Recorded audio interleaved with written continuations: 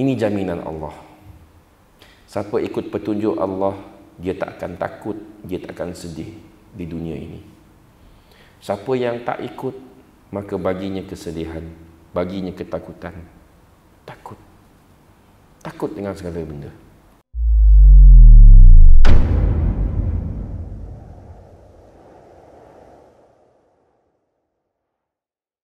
Tadi kita dah bacakan ayat Allah SWT dari surah Yunus ayat 57. Surah Yunus, Allah kata, ya ayyuhan nas qad ja'atkum mau'izatun min rabbikum. Masya-Allah. Allah gunakan perkataan mau'izah.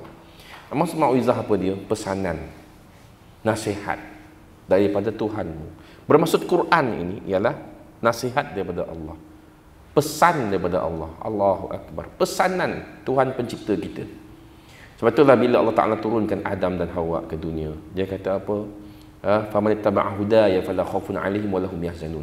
Barang siapa yang mengikuti hudaya, bermaksud siapa yang ikuti petunjukku, maka tidak ada ketakutan bagi mereka dan tidaklah mereka itu bersedih. Ini jaminan Allah. Siapa ikut petunjuk Allah, dia tak akan takut, dia tak akan sedih di dunia ini. Siapa yang tak ikut, maka baginya kesedihan, baginya ketakutan. Takut. Takut dengan segala benda. Takut dengan rezeki. Kena musibat, kena kesusahan, dia tak sabar, dia takut. Kemudian dia putus asa daripada rahmat Allah. Dia bunuh diri, dia salahkan Tuhan. Ya, dia bersedih. Kesedihan yang tidak yang tidak bertepi, kesedihan yang melampau-lampau sehingga lupa bahawasanya dia adalah milik Allah, rezekinya itu ditetapkan oleh Allah dan Allah Ta'ala lah yang melindunginya kalau dia beriman. Sebab itu tuan-tuan dan puan-puan, kena ikut petunjuk Allah SWT. Kalau tidak, maka tidak adalah jaminan Allah itu, ya, tidak adalah jaminan Allah SWT untuk kita. Maka Allah Ta'ala kata mau'izatun min rabbikum wa shifaa'un lima fis sudur. Kemudian Al-Quran itu juga adalah syifa' lima fis sudur. Syifa', penawar, penyembuh bagi apa yang di dalam dada-dada kamu, dada-dada manusia.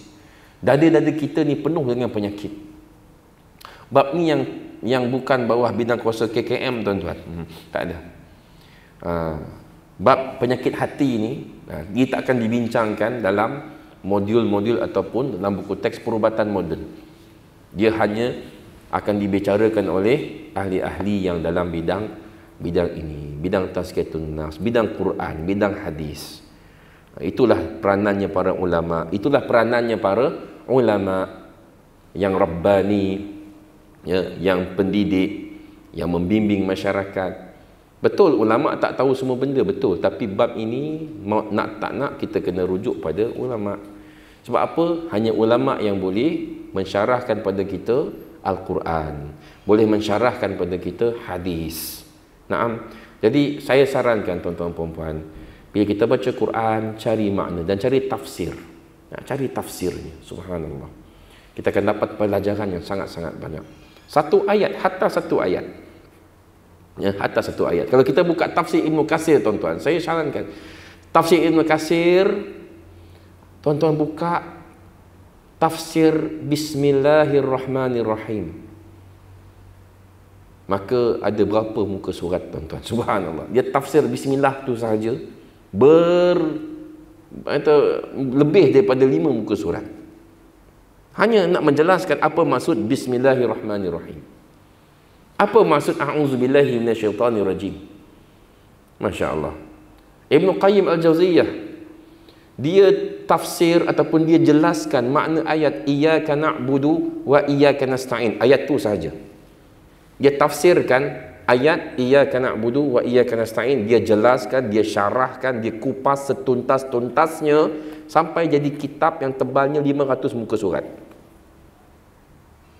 Nampak tak? Itulah ilmu Allah yang tidak bertepi.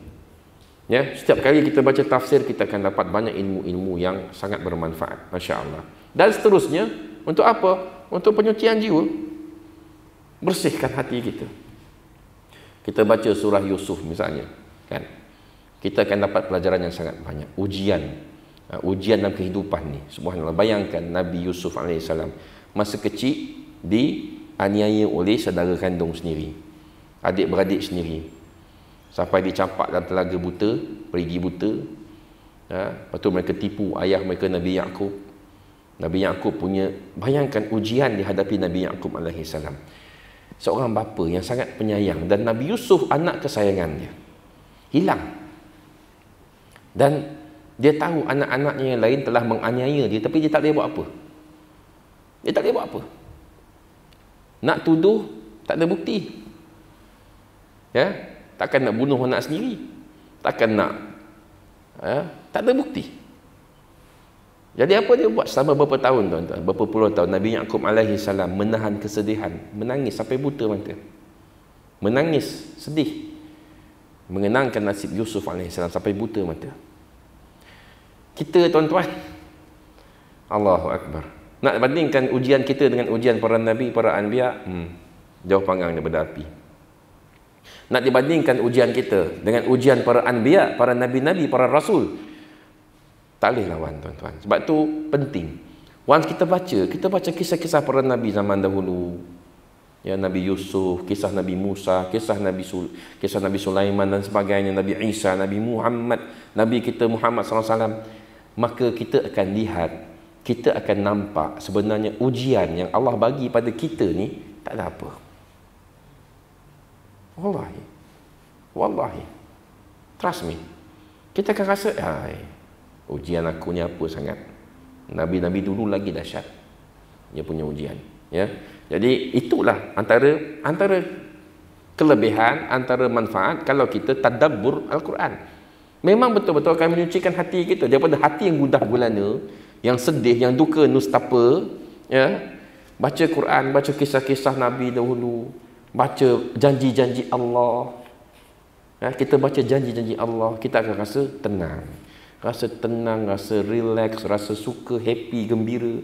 Sebab itulah Allah sebut apa? Antara peranan Quran itu ialah busyra, pembawa berita gembira kepada manusia. Subhanallah. 6.